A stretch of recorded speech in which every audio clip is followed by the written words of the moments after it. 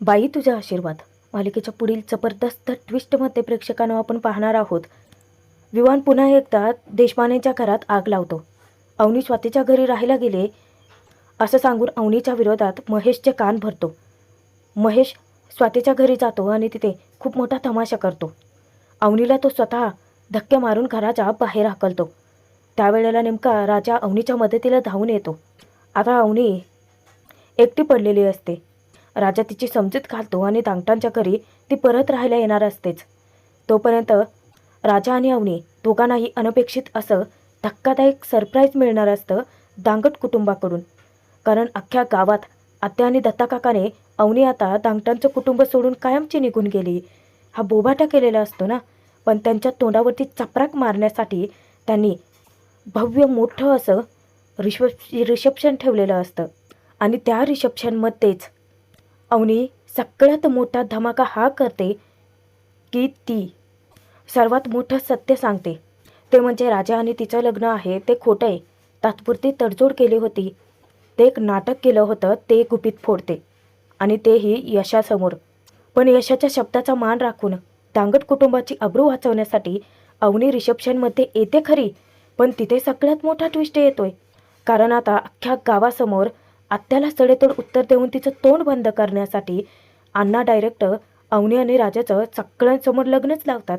एवढंच काय, सगळ्या गावाच्या साक्षीने राजा पुन्हा एकदा अवनीच्या गळ्यात मंगळसूत्र घालून तिला आपल्या हक्काची बायको बनवतोय. पण आता हे सगळं नक्की घडतंय तरी कसं प्रेक्षकांनो, ते बघणार आहोत. त्यासाठी व्हिडिओ शेवटपर्यंत जरूर बघा.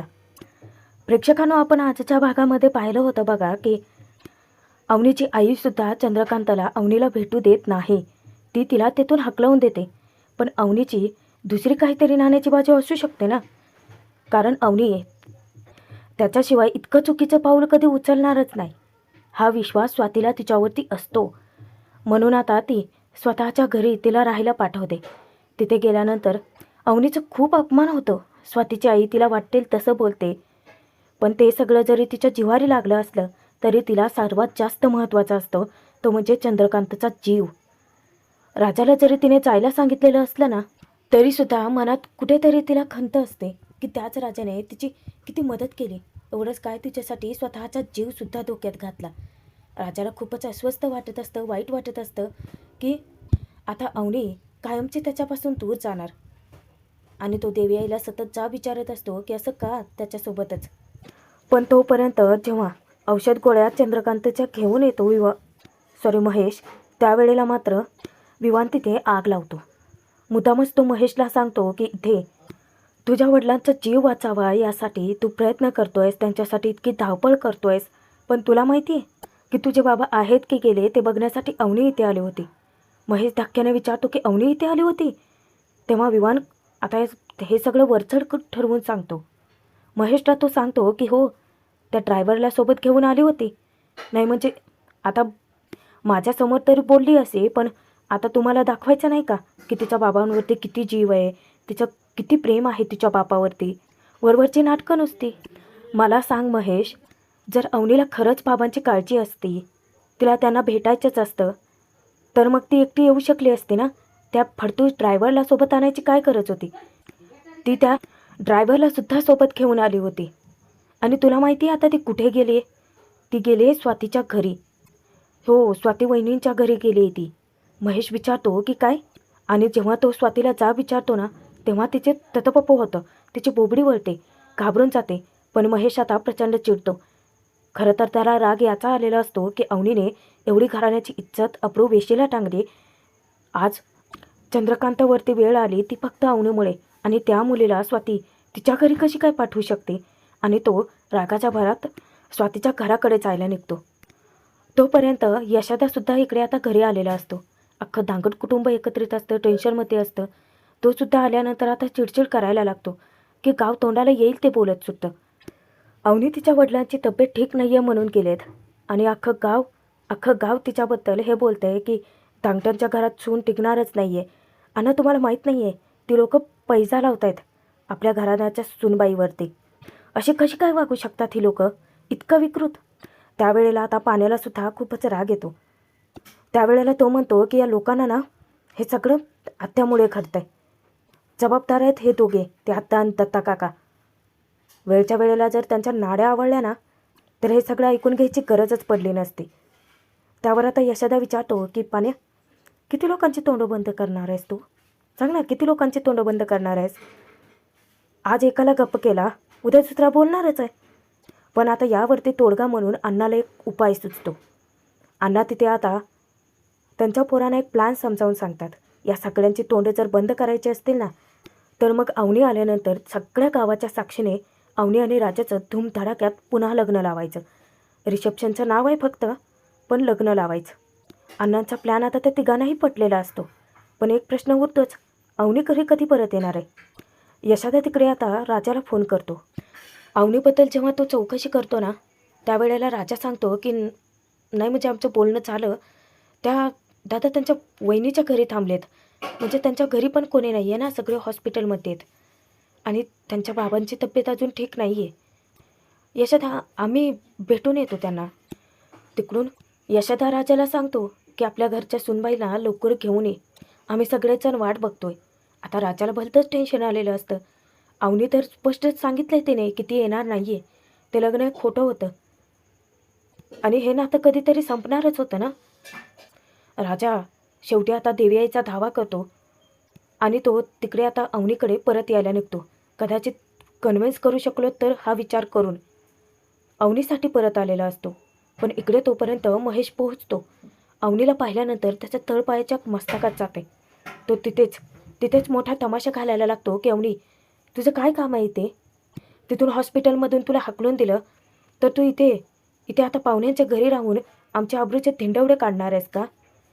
अवनी समजावण्याचा प्रयत्न करते की दादा, अरे प्लीज समजून घे, तुला वाटतंय तसं काहीही नाही आहे. तुम्ही सगळेच जण माझ्यावरती अविश्वास का दाखवताय? महेश म्हणतो की कसा विश्वास ठेवायचा? आमच्या डोळ्यात एकत मी बाबा जीवाच्या आकांताने ओरडत असतानाही तू त्या ड्रायव्हरसोबत लग्न केलंस अवनी. तेव्हा तेव्हा आमची अवस्था, तेव्हा आमची मनस्थिती, बाबांची तब्येत याबद्दल तुला काहीही प्रश्न पडले नाहीत अवनी? आणि आता इथे पाहुण्याच्या घरी येऊन इथे राहून बाबांवरती तुझं किती प्रेम आहे, तुझा किती जीव आहे हे दाखवण्याची किती नाटकं करणार आहेस अजून? अवनी भडकते की मी नाटक करत नाही आहे दादा, मी बाबांना भेटल्याशिवाय जाणार नाही आहे. महेश तिला ताकीद देतो की पण तू बाबांना भेटू शकत नाहीस अवनी, निघ इथून. आणि मला आता पाहुण्याच्या घरात पुन्हा तमाशा नको आहे. नाही म्हणजे तू लग्न करून आमच्या घराण्याची इज्जत होती ती वेशीला टांगलीच आहे, पण आता उरली सुरली तरी घालू नकोस अवनी, तू निघ इथून. आणि अवनी ऐकत नाही म्हटल्यानंतर महेश धक्के मारत तिला बाहेर घेऊन येतो. जेव्हा तो गेटपाशी आणतो तिला, चोराचा धक्का काय मारतो इतक्यात राजा तिथे हजर होतो. राजा अवनीला पकडतो आणि त्यानंतर आता महेश आणि राजामध्ये थोडीशी बाचाबाची होते. पण महेश अवनीला ताकीद देतो की तुला माहिती आहे, बाबांनी स्पष्ट सांगितले की त्यांना तुझं तोंडही बघायचं नाही अवनी, तू निघ इथून. अवनीला काय करावं सुचत नाही. रागाच्या भरात ती तशीच निघून जाते. पण आता राजा अवनीच्या अपमानाचा बदला घेतो. तो शांत बसत नाही. महेशवरती तो अचानकच हात उगारतो. महेशला धमकी देतो की तुम्ही भाऊ असाल त्यांचे, पण बायको आहे ती आता माझी, आणि माझ्या बायकोला जर परत काही बोललात आणि तिचा अपमान जर केला तर याद राखा. आणि राजा अवनीच्या मागे धावत जातो. अवनी रागाच्या भरात तरातरा तशीच चाललेली असते रस्त्याने.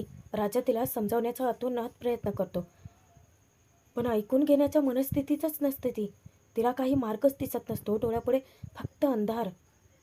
त्यावेळेला राजा अवनीला समजावतो की हे बघा अवनी मॅडम, एकदा माझं ऐकून तरी घ्या. त्यावर अवनी विचारते की काय ऐकून घ्यायचं आहे? कोणीही माझं ऐकून घ्यायला तयार नाही आहे राजा. इतकं जीव तोडून मी सांगण्याचा प्रयत्न करते की सगळं फक्त खोटं नाटक होतं. विवानपासून सुटका करण्यासाठी कोणाला ऐकायचं नाहीच आहे. राजा, अरे माझ्या घरातली माझ्या विरोधात आहेत. मला साधं बाबांना भेटूसुद्धा देत नाही आहेत हे.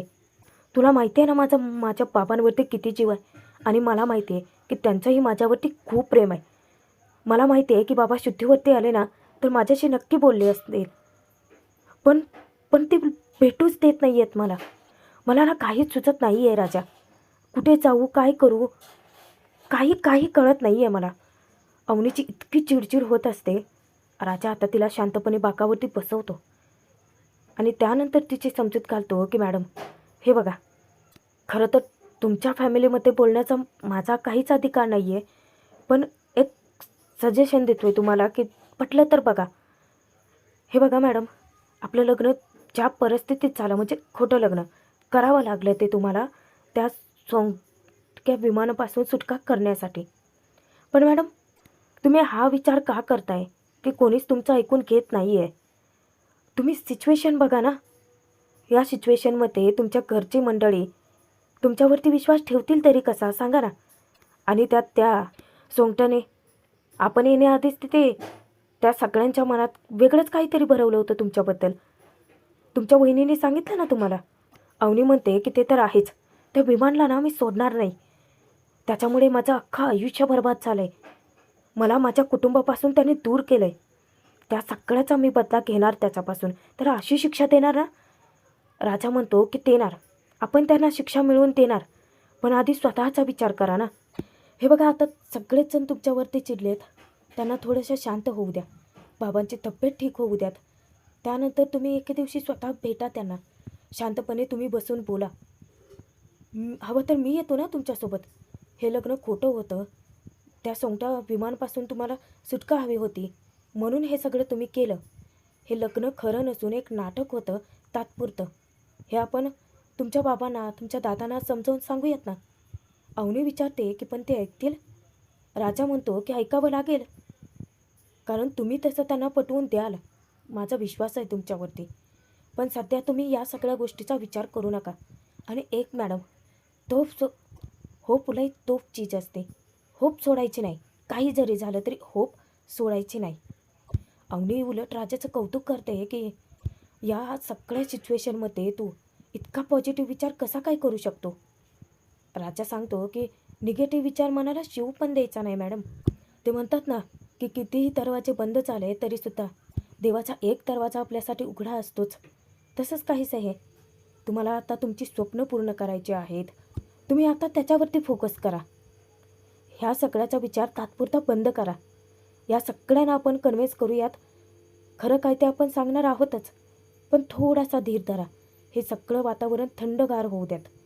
सगळ्यांचे डोकी शांत होऊ द्यात. मग आपण बोलूयात ना. आणि राजाने इतकं प्रेमाने समजावलेलं असतं की ते अवनीला पटतं. आणि तसंही राजाच्या बोलण्यात तथ्य असतंच की. पण आता एक प्रश्न उरतोच की अवनी आता राहणार कुठे, जाणार कुठे?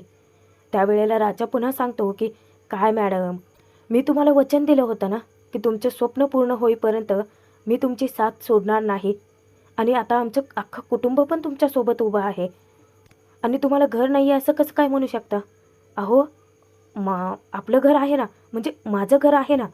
तुम्ही हवे तितके दिवस तिथे राहा. तुमची स्वप्न पूर्ण करा. तुम्हाला जराही त्रास होणार नाही. आणि आमची एक अख्खी फॅमिली सपोर्ट करेन. आता तुम्ही मगाशीच कौतुक केलं की माझ्या फॅमिलीमधले सगळेच किती गोड आहेत, सगळेच जण किती काळजी करतात. मग एवढा विश्वास ठेवा. त्यावेळेला आता अवनीचं डोकंही शांत झालेलं असतं आणि अवनीला ते पटतंसुद्धा, कारण तिच्याकडे मार्गच नाही आहे. राजा तिथे अवनीला सांगतो की हवं तर जर तुम्हाला जेव्हा हॉस्टेलला जायची वेळ येईल त्यावेळेला तुम्ही जाऊ शकता, तुमची मर्जी. अवनी थोडासा विचार करते आणि खरोखरच ती कन्व्हिन्स होते. त्यावेळेला राजाच्या मनात इतक्या आनंदाच्या उकळ्या फुटतात. इतकं छान वाटत असतं की अवनी परत तांगट्यांच्या घरी राहायला येते. आणि हीच आनंदाची बातमी फोन करून तो यशादाला देतो. यशादाचा आनंदही द्विगुणित होतो. तोपर्यंत आता धूमधडाक्यात तणक्यात अवनी आणि राजाच्या रिसेप्शनची तयारीसुद्धा अण्णा आणि ते कुटुंबाने चालू केलेली असते. तिकडून आत्या आहेच, दत्ता काका. या दांगट कुटुंबाच्या राशीलाच पुजलेत जणू ते डिवचायला लागतात. आत्या विचारते, धोंड्या काय करायला लागलायस तू? काही येडाबिडा झाला काय तू? नाही म्हणजे आता स्वतःच्या घरची चून पळून गेली आणि ही कसली तयारी करतोयस? तिथे अण्णा म्हणतात की बोलले तरीच म्हणलं की कावळीन अजून शांत कशी काय? अण्णा तिला सांगतात की सुले, तू अख्ख्या गावात बोपा केला होतास ना की माझी सून पळून गेली, माझ्या घरात ती टिकणार नाही, मला बाईचा आशीर्वाद लागणार नाही. पण ना तुझ्या मुळात ना श्रापच माझ्या लेकानं कवाच पुसलाय, तर तो आम्हाला लागल तरी कसा, नाही का? आता बघ, माझी सून परत येते आणि तिच्याच स्वागताची तयारी चालू आहे. आत्याला हे सगळं वरवरचंच वाटतं नाटकं. आणि ती फिदी फिदी हसायला लागते दांगट कुटुंबावरती. खरंच येडा झाला या तू धोंड्या. तुझी सून काय परत येत नसतीये. माझा श्राप आहे माझा. तू कधीच खोटा ठरू शकत नाही. आत्याचं पुन्हा तेच तुणतुणं चालू होतं.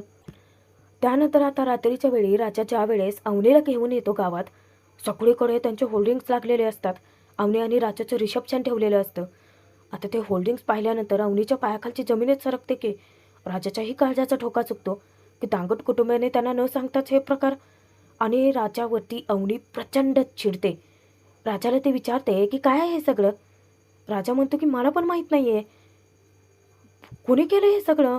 अवनी विचारते की हे न कळणे इतपत मूर्ख मीही नाही आहे. हे नक्कीच तुझ्या घरच्यानेच केलं असणार आहे. राजा त्यांना थांबवायला पाहिजे. तुला माहिती आहे ना आपलं लग्न खरं नाही आहे. राजा म्हणतो की खरं नाही आहे.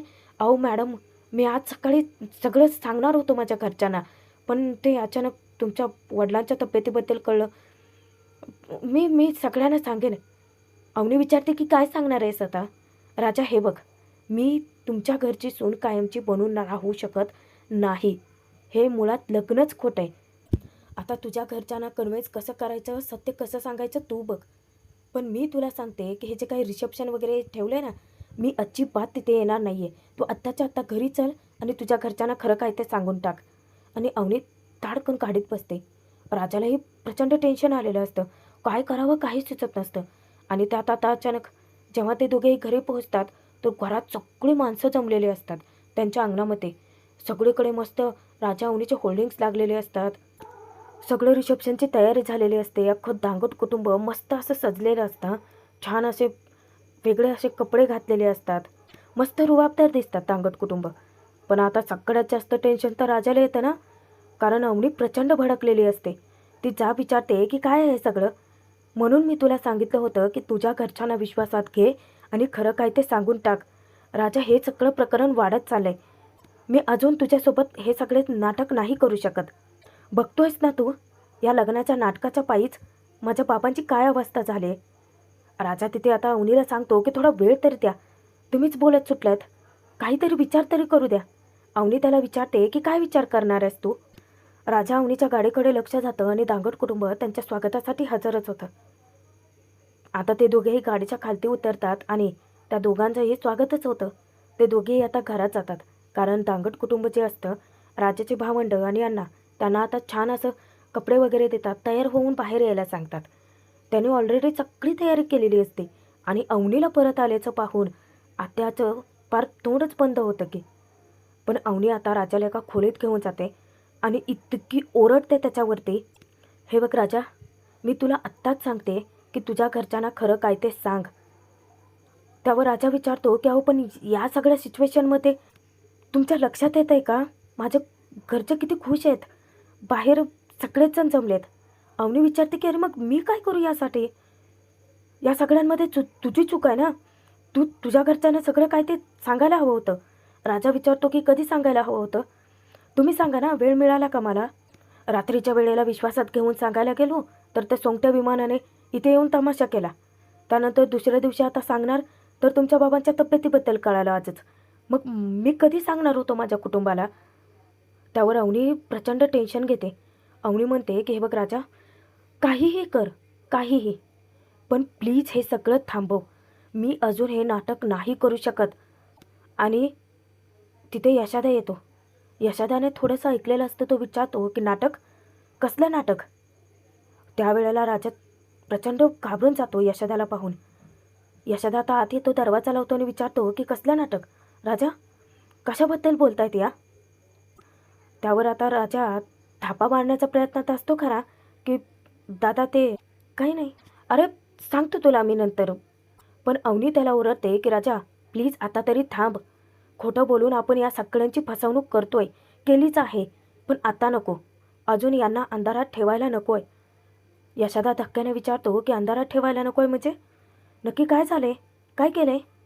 त्यावर अवनी तिथे आता सांगायला लागते, सुरुवात करते की हे बघा दादा, आम्ही तुम्हाला इथे आल्यानंतर खरं काय ते सांगणार होतो. मी स्वतःच सांगणार होते, पण राजा मला म्हणाला की तो स्वतःहून तुम्हाला खरं काय ते सांगेल. तेही आज सांगणार होता, पण माझ्या बाबांच्या तब्येतीबद्दल कळालं, आम्हाला अचानक तिकडे जावं लागलं. राजातला यशादा विचारतो की नक्की काय, कशाबद्दल बोलताय तुम्ही. हे बघा फोडून सांगा सगळं काय ते. अवनी सांगते, सगळ्यात मोठं बॉम्ब फोडते की आमचं खरं लग्न झालेलं नाही आहे. आम्हाला पोलीस स्टेशनमध्ये त्या भिवांपासून मला सुटका करण्यासाठी हे लग्न करावं लागलं आहे. तेव्हा यशादा धक्क्याने 2 पावलं मागे सरकतो. खोटं लग्न?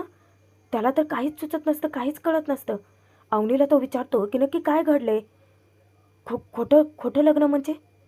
राजाची तर आता खरी हिंमत होतच नसते यशोदाला सत्य सांगायचे. अवनीत स्वतः बेधडकपणे सगळं काही ते सांगून टाकते की जो विमान आला होता ना, त्याने येऊन इथे तमाशा केला काल रात्री, त्याच्याशी दादा माझं लग्न ठरलं होतं. मी माझ्या घरच्यांना खूप कन्व्हिन्स करण्याचा प्रयत्न केला की तो चांगला माणूस नाही आहे. त्याला ना बायको नको होती, त्याला मोलकरीण हवी होती.